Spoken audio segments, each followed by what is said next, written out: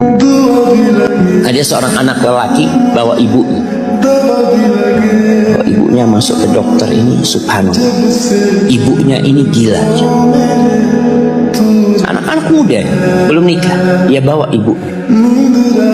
Nanti ibunya tersenyum sendiri, ketawa sendiri. Masuk ke ruang dokter itu, mejanya dokter diputerin sama ibunya. Anaknya minta maaf ya, dok, kata dia. Sekali-kali nanti ngeliat di televisi dokter itu ada gambarnya Ka'bah. Ibunya ngomong, nak, kau bukan nak ngomong, kamu bohong, mat, kau bohong sama ibu. Katanya mau dibawa umroh ibu, kata dia. Nanti diludahin anaknya, digigit anaknya, nanti kerudungnya ibunya terbuka, dipasangin lagi.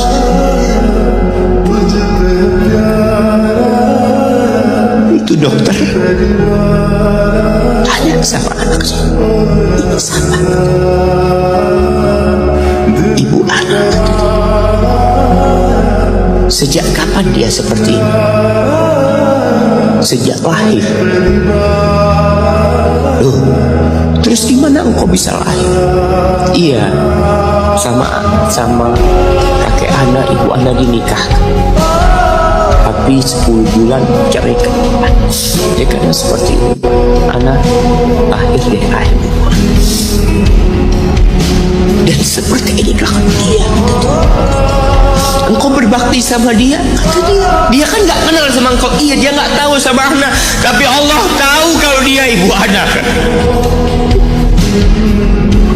Tahu kalau dia ibu anak harus berbakti. Ditanya, ibumu sakit apa? Ibu kena gula, katanya. Setelah dikasih resep, itu dokter cerita, pasiennya keluar, ditutup pintunya.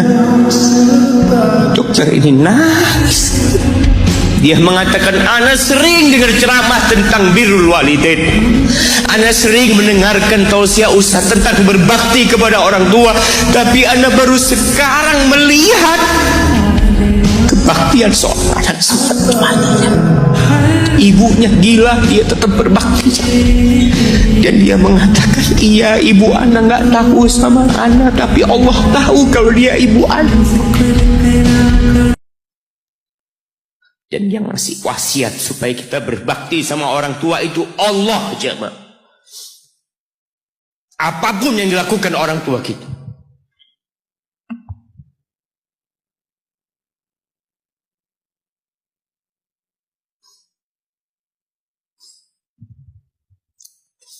Apalagi ibu. Allah katakan, hamalathu ummuhu kurha wa wada'athu kurha. Ibu kita, hamil kita itu dalam kondisi yang sulit.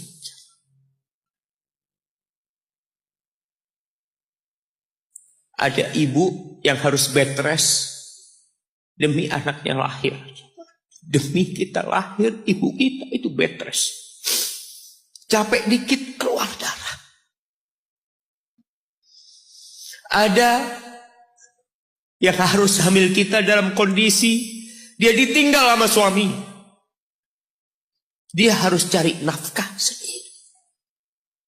Ada yang harus muntah-muntah demi kita. Allah. Lalu kita berdiri buat ibu kita, capek. Diceritakan seorang, ya kita semua tahu ceritanya, tentang 3 orang yang masuk ke dalam gua. Kemudian gua itu tertutup dengan batu yang menggelinding. Lalu mereka bertawasul dengan amal soleh mereka. Salah satunya yang mengatakan, ya Rabbi, Allahumma, ya Allah, aku punya 2 orang tua. Aku punya 2 orang tua. Yang aku senantiasa memberikan susu kepada keduanya sebelum keluarga yang lain minum susu. Dia sudah menikah, dia punya istri, punya anak. Pada suatu hari, ya Allah, aku kejauhan cari rumput. Sehingga aku balik dalam kondisi orang tua sudah tidur. Maka aku pereskan susu buat keduanya ya Allah. Allah tahu, tapi dia mau cerita sama Allah. Dia ingin tawasul dengan amal soleh dia. Lalu aku taruh di wadah. Aku datang ke bapak ibuku, mereka tidur. Maka aku berdiri di hadapan kedua. Jamaah, bukankah bisa dia taruh di sebelah meja ibunya susu itu? Dia ambilkan meja, taruh di sana, dia bisa tidur. Dia sudah berbakti sama orang tuanya dengan seperti itu. Tapi anak ini tidak. Aku berdiri, ya Allah, aku gak ingin membangunkan keduanya. Dan aku terus berdiri, aku pegang itu susunya.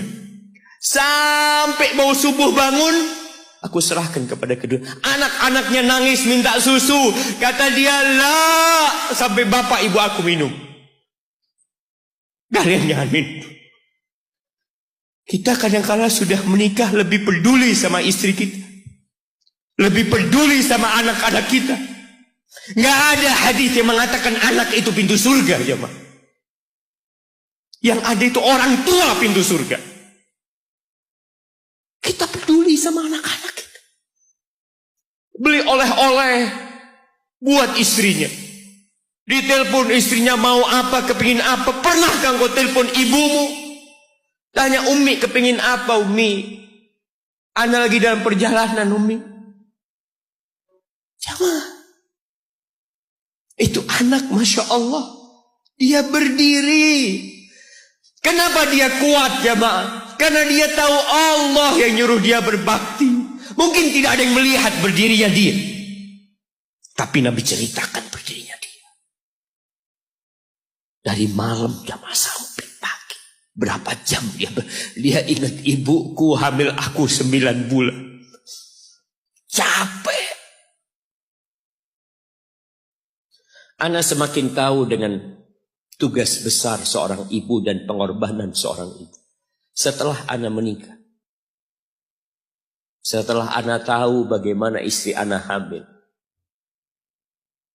Ketika dia harus tidur gak enak. Makan muntah. Muntah aja Ana melihat istri Ana sampai lemas dia. Ana ingat begini ibu Ana hamil. Lalu kita lupa jemaah. Kita sok sukses. Mungkin engkau lebih sukses dari orang tua. Tapi kalau nggak ada bapak ibu, engkau nggak akan pernah lahir di muka bumi. Allah ceritakan ibunya hamil dia. Wa wada'athu kurha. Dan melahirkannya dalam kondisi sulit. Kadangkala perut ibu kita itu disobek. Demi kita keluar dari perut ibu kita. Antum meninggalkan luka di ibu. Itu dijahit. Kalau antum anak ketiga, Allahu Akbar. Berapa kali dibelah perut ibu kita aja. Tubuhnya jadi jelek gara-gara kita. Tapi dia nggak peduli, yang penting antum lahir dengan selamat. Kalau ibu kita dikasih pilihan. Ini nggak bisa diselamatkan dua-dua. Salah satunya akan meninggal dulu. Kira-kira apa kata ibu antum? Iya, nggak apa-apa dok, selamatkan bayinya dok. Nggak apa-apa dok, biar dia lahir dok. Subhanallah. Berapa banyak ibu yang meninggal dunia ketika dia melahirkan anak. Wa hamluhu wa fisaluhu 30 syahra. Hamilnya dan menyusuinya itu 30 bulan. Artinya bukan ketika antum lahir selesai lelahnya ibu kita. Memang ketika antum lahir dengan selamat, Allahu Akbar. Ibu itu lupa dengan rasa sakit dia 9 bulan. Ibu itu lupa dengan jeritan dia mengeluarkan kita ketika kesakitan. Itu lupa. Dia tersenyum, dia bawa anaknya, ditaruh di dadanya.